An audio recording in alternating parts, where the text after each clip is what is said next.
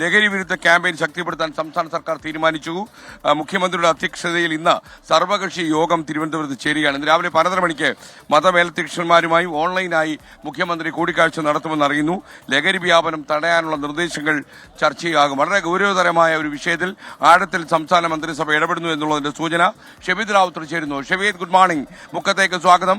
ഷബീദ്, നമ്മൾ കോഴിക്കോട് ജില്ലയിൽ പര്യടനം അവസാന ദിവസം, 2ാം ദിവസമാണ്. ഇനി കണ്ണൂർ ജില്ലയിലേക്ക് നീങ്ങാനിരിക്കെ വലിയൊരു ചർച്ച തിരുവനന്തപുരത്ത് അരങ്ങേറുന്നു എന്ന് പറയുമ്പോൾ നമുക്കും സന്തോഷമുണ്ട്. നമ്മുടെ പ്രചാരണത്തിന് വലിയ സ്വാധീനം ജനങ്ങളിൽ ഉണ്ടാക്കാൻ കഴിഞ്ഞിട്ടുണ്ട്. എന്തൊക്കെയാണ് കൂടുതൽ വിവരങ്ങൾ? എന്തൊക്കെ കാര്യങ്ങളാവും ചർച്ച ചെയ്യുക?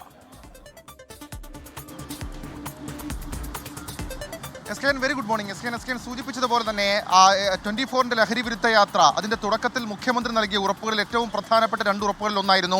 ഒന്ന് എൻഫോഴ്സ്മെന്റും, രണ്ടാമത്തേത് ബോധവൽക്കരണം ഉൾപ്പെടെയുള്ള കാര്യങ്ങളും. അതിലും സംസ്ഥാന സർക്കാർ ശക്തമായി നീങ്ങുന്നു എന്നുള്ളതിന്റെ തെളിവാണ് ഈ കഴിഞ്ഞ ദിവസങ്ങളിൽ നടന്ന എൻഫോഴ്സ്മെന്റ്. അതിന്റെ ഭാഗമായി തന്നെ നമുക്ക് വിലയിരുത്താൻ കഴിയുന്ന കാര്യമാണ് ഇന്ന് തിരുവനന്തപുരത്ത് നടക്കാൻ പോകുന്ന 2 പ്രധാനപ്പെട്ട യോഗങ്ങൾ. അതായത് സംസ്ഥാനത്ത് ലഹരി വിപത്ത് അത് അതിഗൗരവമായി വളർന്നൊരു സാഹചര്യത്തിൽ സംസ്ഥാന സർക്കാർ കാര്യക്ഷമമായി ഇടപെടൽ നടത്തുമെന്ന് നേരത്തെ തന്നെ മുഖ്യമന്ത്രി അറിയിച്ചതാണ്. ഇതിന്റെ ഭാഗമായി മുൻപും പലതരത്തിലുള്ള യോഗങ്ങൾ ചേർന്നിരുന്നു. അതിന് പിന്നാലെയാണ് ഇന്ന് രാവിലെ 11:30 മതമേലധ്യക്ഷന്മാരുടെ യോഗവും വൈകിട്ട് 3:30 സർവകക്ഷി യോഗവും മുഖ്യമന്ത്രി വിളിച്ചിട്ടുള്ളത്. ഇത് 2 യോഗങ്ങളും ഓൺലൈനായിട്ടായിരിക്കും ചേരുക. നേരത്തെ ചേർന്ന യോഗത്തിൽ തയ്യാറാക്കിയിട്ടുള്ള ചില ആക്ഷൻ പ്ലാനുകളുണ്ട്, ചില കർമ്മ പദ്ധതികളുണ്ട്. ആ പദ്ധതികൾ ഇന്നത്തെ യോഗത്തിൽ വിശദമായി ചർച്ച ചെയ്യും. നേരത്തെ ഇതുമായി ബന്ധപ്പെട്ട കാര്യങ്ങൾ നടപ്പിലാക്കാൻ ഒരു നോഡൽ ഓഫീസർ സ്വഭാവത്തിൽ ചീഫ് സെക്രട്ടറിയെ ചുമതലപ്പെടുത്തിയിരുന്നു. ആ ചീഫ് സെക്രട്ടറി എങ്ങനെയാണ് ആക്ട് ചെയ്യേണ്ടത് എന്നുള്ള കാര്യം ഇന്നത്തെ സർവകക്ഷി യോഗത്തിന് ശേഷം ഒരു അന്തിമ തീരുമാനത്തിലേക്ക് എത്തും. കഴിഞ്ഞ വാർത്താ സമ്മേളനത്തിൽ മുഖ്യമന്ത്രി അക്കമിട്ട് സംസ്ഥാനത്ത് ലഹരി വിരുദ്ധ പോരാട്ടത്തിൽ എന്തൊക്കെ ചെയ്യുന്നു എന്നുള്ള കാര്യം വ്യക്തമാക്കിയിരുന്നു. പ്രത്യേകിച്ച് ജില്ലാ തലത്തിൽ പോലീസ് സജ്ജീകരിച്ച പ്രത്യേക ഓപ്പറേഷൻ ഗ്രൂപ്പുകൾ ഉണ്ടായിരുന്നു. അതിനെക്കുറിച്ച് സംസ്ഥാന സർക്കാർ ഇപ്പോൾ ഗൗരവമായി തന്നെ പരിഗണിച്ച് അതിൻ്റെ നടപടികളുമായി മുന്നോട്ട് പോവുകയാണ്.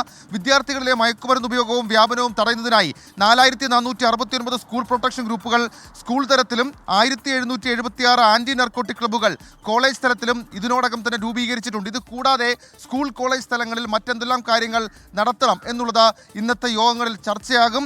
മാത്രവുമല്ല, പോലീസിന്റെ പ്രത്യേക പരിശോധനയായ ഓപ്പറേഷൻ ഡി ഹണ്ട് ഉണ്ട്. അത് നടന്നു വരികയാണ്.